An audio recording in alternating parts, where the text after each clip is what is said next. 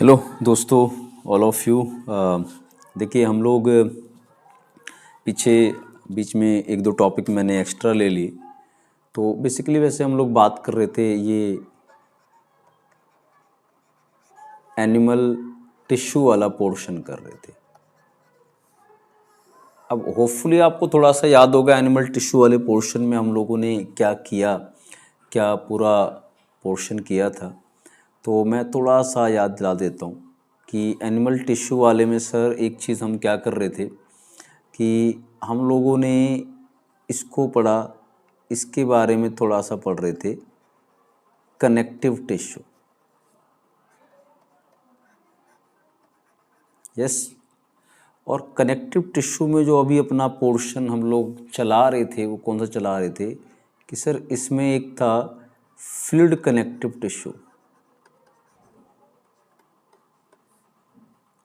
और इस fluid connective tissue में हम लोग एग्जैक्टली क्या पढ़ रहे थे सर, ब्लड का पोर्शन और इसके अंदर दूसरा कौन आता है, लिम्फ आता है। ठीक है। तो ब्लड में अगर मैं थोड़ा सा याद दिलाऊं तो थोड़ा सा बेसिक पढ़ रहे थे, ये वाला पोर्शन पूरा पढ़ा।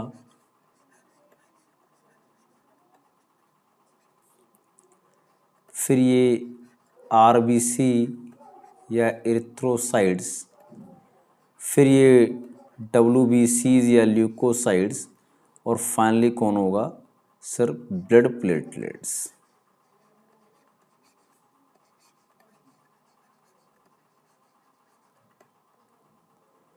ठीक है। अब मैं आपको एक बात बता देता हूँ, इसमें जो ये वाला पोर्शन है अपना ब्लड प्लेटलेट्स, तो इनका रोल कहाँ होता है सर, क्लोटिंग में।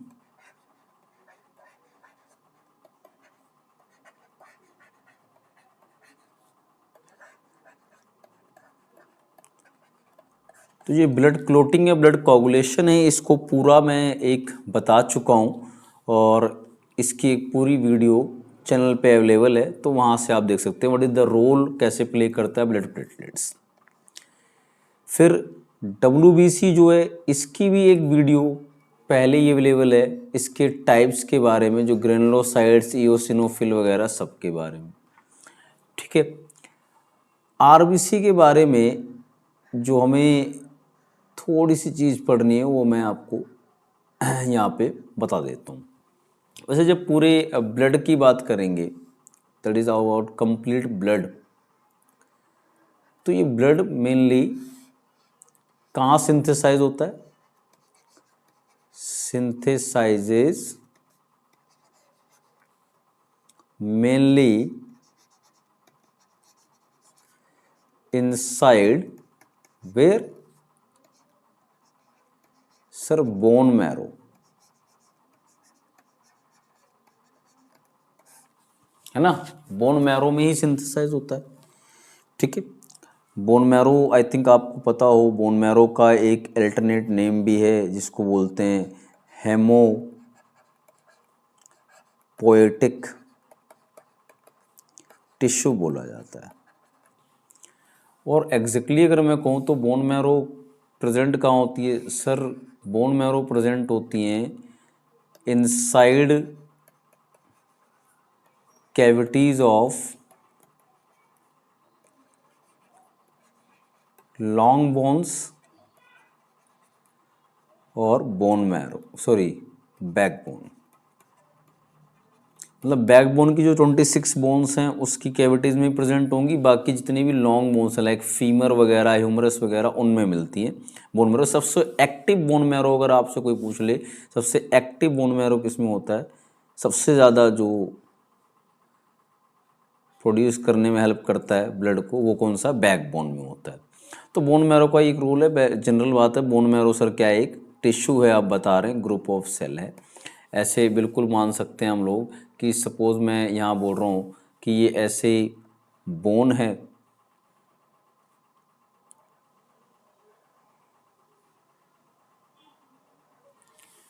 तो बोन के अंदर यहाँ पे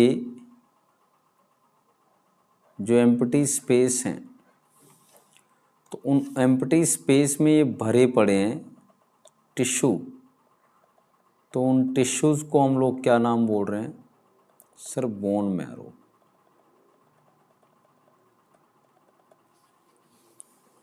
ठीक है, तो बोन मैरो जो रेड वाले मैंने बनाए इनको मैं क्या बोल रहा हूँ sir? These are bone marrow.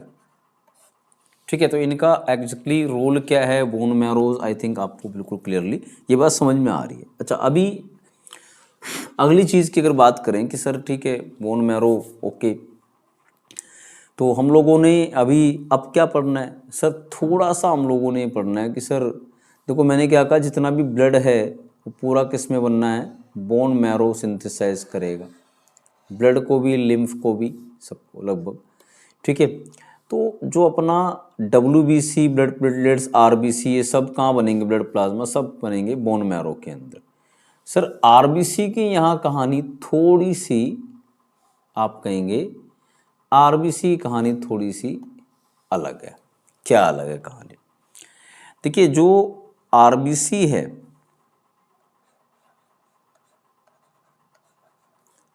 what we simply called erythrocytes, इसके बारे में कुछ चीज़ें आपको पता होनी चाहिए। क्या क्या? जैसे सर देखो, एक चीज़ पता होगा आपको कि RBC जो होती है, अगर मैं बात करूं तो इनके कुछ फीचर तो यही हैं sir. Enucleated means without nucleus,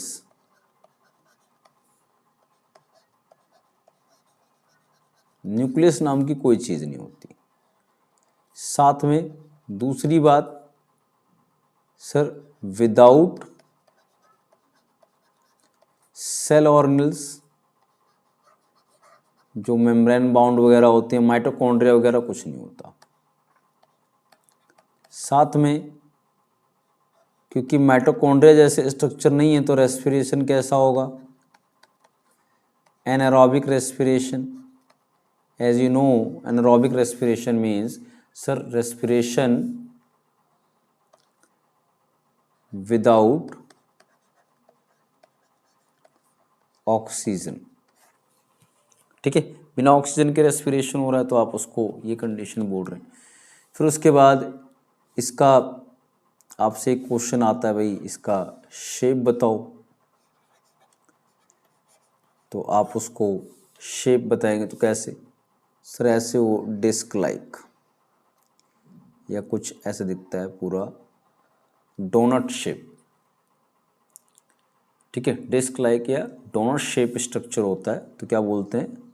या तो लिखा रहेगा डिस्क लाइक या डोनट शेप। ठीक है, या जनरली इसका शेप लिखा रहता है बाइकॉनकेव।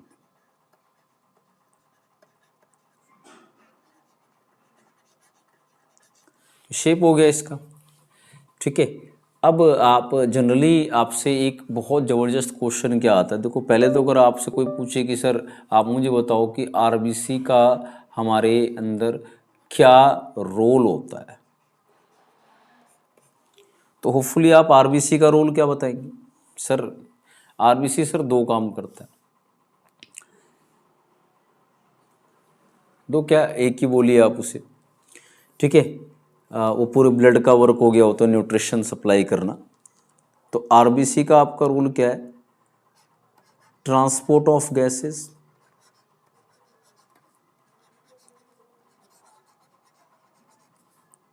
और आपको पता है मेनली ये ट्रांसपोर्ट ऑफ गैसेस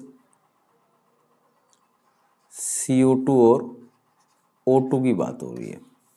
तो इतना तो आप जानते ही हैं कि सर CO2 कहाँ से कहाँ ले जाएगी RBC। अगर मैं ह्यूमन के पर्सपेक्टिव से बात कर रहा हूँ तो आपको पता है CO2 को टिश्यू से कहाँ एल्वियोलाई या लंग्स तक, और यहाँ से एल्वियोलाई से कहाँ चला जाएगा ये CO2? एटमॉस्फेयर में, मतलब बाहर। जबकि O2 की क्या कहानी है सर? O2 को कहाँ से कहाँ लेके आएगा सर? पहले एटमॉस्फेयर से O2 आएगी किसके अंदर? आपका एल्वियोलाई में, और इसी एल्वियोलाई में फिर आएंगे RBC के कांटेक्ट में ये, तो ये RBC यहीं एल्वियोलाई से O2 उठाएगा और किसके पास ले जाएगा? टिश्यू या सेल के पास। तो ये RBC ट्रांसपोर्ट करेगी यहाँ पे ऑक्सीजन को इस एरिया में। तो RBC का रोल बिल्कुल क्लियर है हमारे सामने कि सर RBC क्या करती है? ट्रांसपोर्ट ऑफ गैसेस का काम करती हो। मेनली ये दो गैसेस होते हैं जिसको RBC ट्रांसपोर्ट करती हो, और ये ट्रांसपोर्ट करने के लिए RBC के पास क्या होता है सर? एक स्ट्रक्चर होता है जिसकी वजह से RBC रेड कलर की होती है, तो आपको जनरली पता होगा, उसको हेमोग्लोबिन बोलते हैं।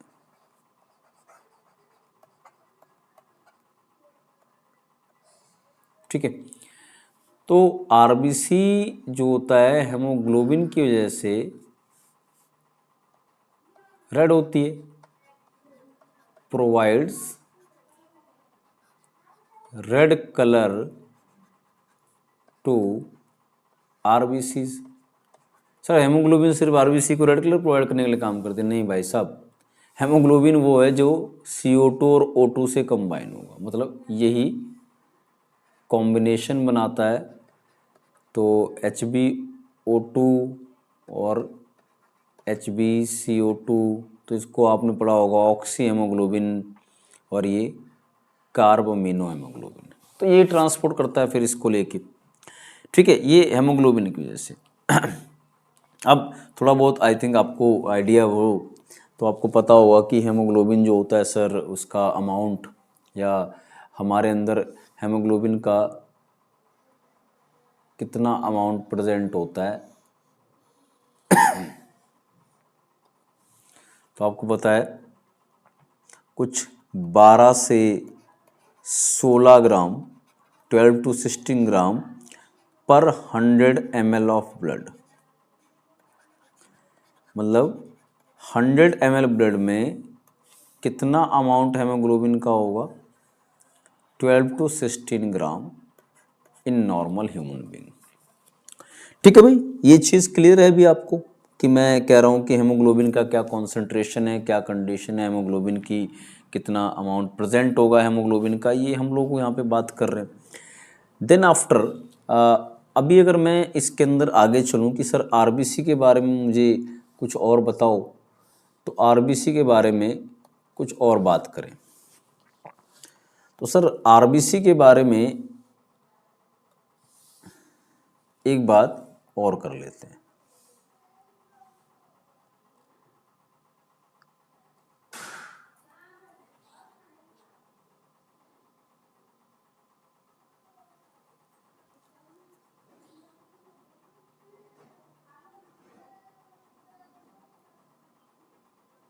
ठीक है, खैर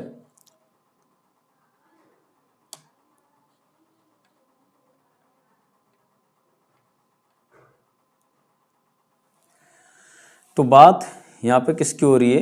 अबाउट RBC की बात कर रहे हैं। तो भाई RBC के बारे में अगर मैं बात करूं तो अपने पास RBC के बारे में और क्या चीज़ें आएंगी सर? RBC में ये बात तो आपने की कि सर ये RBC जो है कैसे ट्रांसपोर्ट करेगा, क्या क्या चीज़ है। अब इसमें एक क्वेश्चन आता है कि भाई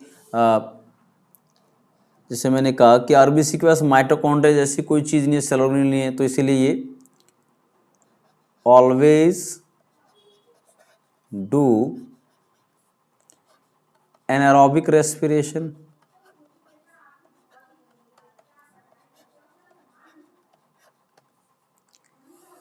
अब इसका वैसे रीज़न तो होता है कि भाई माइटोकॉन्ड्रिया नहीं है, तो भाई वो कहाँ से एरोबिक करेगा, इसलिए उसको आपको एनारोबिक ही होगा।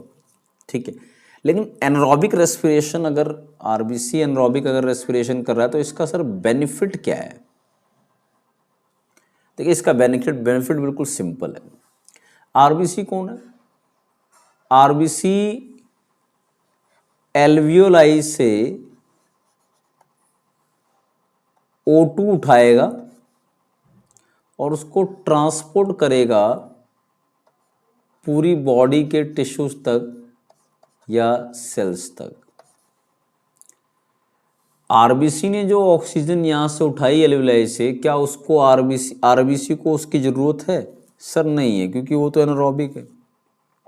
तो पहली चीज़ ईमानदारी आएगी कि जितनी ऑक्सीजन आरबीसी यहाँ से उठाएगा एल्वियोलाई से, उतनी ऑक्सीजन पूरी ईमानदारी से टिश्यूज तक ट्रांसपोर्ट कर देगा और खुद 1% की चोरी नहीं करेगा। ये बेनिफिट हुआ। अगर यहाँ पे आरबीसी एरोबिक होते तो इमरजेंसी में ऑक्सीजन खुद ही कंज्यूम कर लेते। ठीक है भाई, तो ध्यान रखना एनारोबिक होने का इसका अपना रीज़न क्या है। फिर आता है कि ठीक है भाई एनारोबिक है। फिर आपको बता दूं एक चीज़ और, कि जब आप आरबीसी की बात करेंगे तो एक पॉइंट आरबीसी में और आता है, जो एम्ब्रियोनिक लाइफ होती है ह्यूमंस वगैरह में, तो वहाँ पे आरबीसी न्यूक्लिएटेड होती हैं। तो उन न्यूक्लिएटेड आरबीसी को क्या बोलते हैं? रेटिकुलोसाइट। Nucleated RBCs.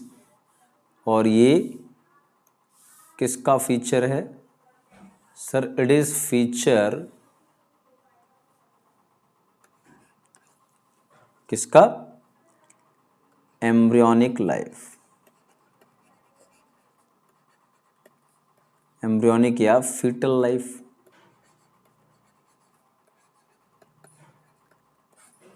ठीक है, एक चीज़ ये हो गई।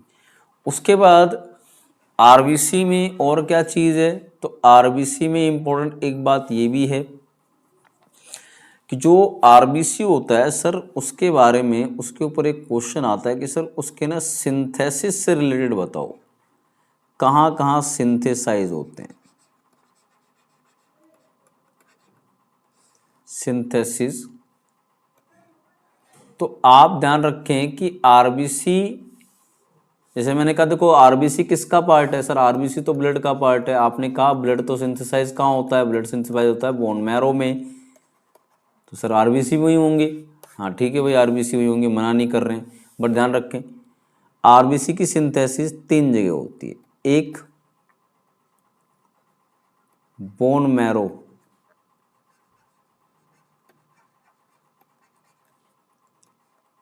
दूसरा सर स्प्लीन, और तीसरा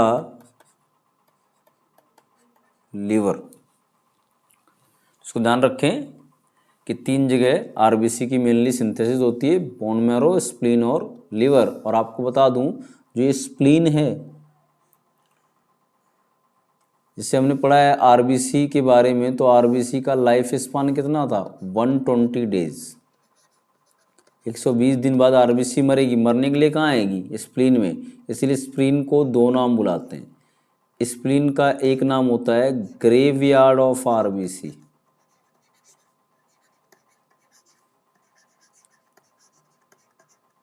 कि सर 120 दिन पूरे होने के बाद जो वहाँ आरबीसी आके मरेंगी, तो उस आरबीसी का कब्रिस्तान तो कौन है? ग्रेवयार्ड है, स्प्लीन है। उसके बाद इसी स्प्लीन को एक नाम और बुलाते हैं सर क्या? Reservoir of RBC. कि सर जो आरबीसीज हैं, उन आरबीसीज का भंडार भी है। भंडार means huge production and collection area.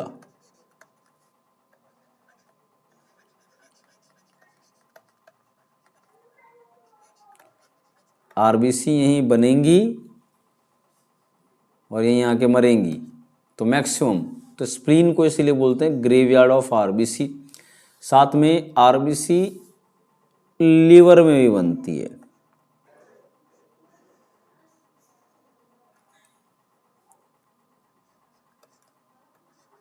Synthesise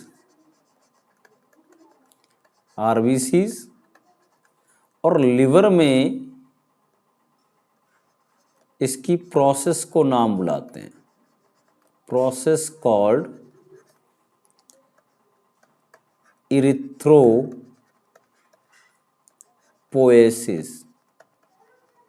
समझते हैं, erythropoiesis means synthesis of RBC. अब इसमें मैं आपको एक रिलेशन बता देता हूँ, उसको थोड़ा सा ध्यान रखना कि सर जब आप बात करेंगे इरिथ्रोपोएसिस की, तो जो ये इरिथ्रोपोएसिस होता है,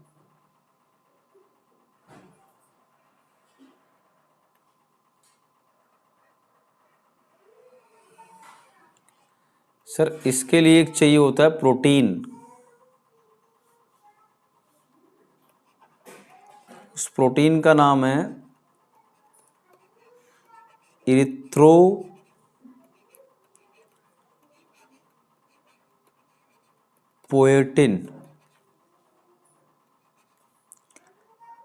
इसे आप प्रोटीन बोलिए या एंजाइम बोलिए। क्या बोल रहा हूं मैं?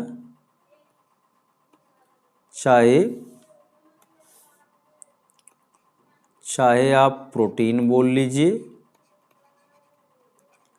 या फिर आप एंजाइम बोल लीजिए। तो इस इरिथ्रोपोएटिन प्रोटीन की रिक्वायरमेंट होती है लिवर में इरिथ्रोपोएसिस या आरबीसी सिंथेसिस करवाने के लिए। बट आपको एक इम्पॉर्टेंट इन्फॉर्मेशन मैं यहाँ पे ज़रूर दे दूँ कि सर जो ये इरिथ्रोपोएटिन प्रोटीन होता है, ठीक है, इरिथ्रोपोएटिन का जो प्रोटीन होता है सर, ये कहाँ से बन के आता है? सिंथेसाइज्ड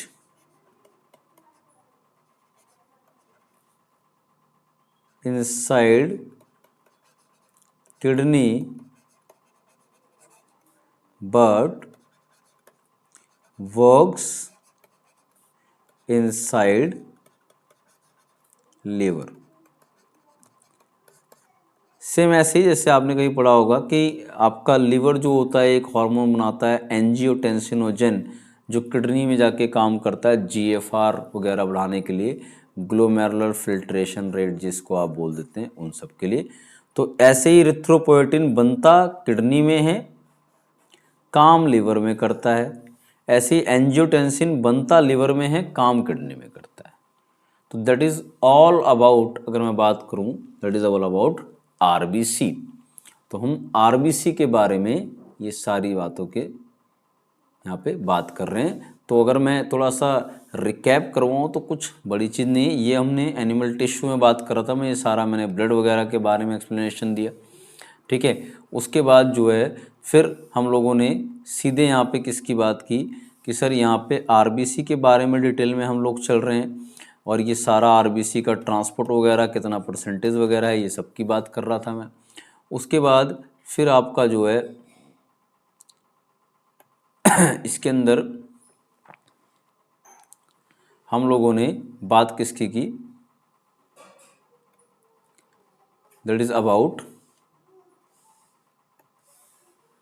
कि भाई कैसे कैसे इसके अंदर सारा प्रेजेंस है आरबीसी के बारे में हम लोग यहाँ पे बात कर रहे थे, और किस तरह से आरबीसी कैसे कैसे आपकी बॉडी में रोल प्ले करती है, क्या काम होता है, ये सारों के हम लोगों ने यहाँ पे डिस्कशन कर लिए, ठीक है। तो इसको थोड़ा सा ध्यान रखें, ये हमारे पास जो है सारा आरबीसी की बात कर रहे हैं, ओके। एंड ये अपना पूरा पोर्शन आरबीसी के बारे में कंप्लीट हो गया। अगर मैं बात करूं तो हमने जो ब्लड वाला पोर्शन है, ये ब्लड वाला पोर्शन कंप्लीट कर लिया है। अब हम लोग बात करेंगे किसकी सर, लिम्फ वाले पोर्शन की, ठीक है। तो होपफुली ये क्लियर होगा आपको कि ये पोर्शन अपने पास डन, ओके। चलिए, थैंक यू। शेयर कर दें, लाइक कर दें, सब्सक्राइब कर दें।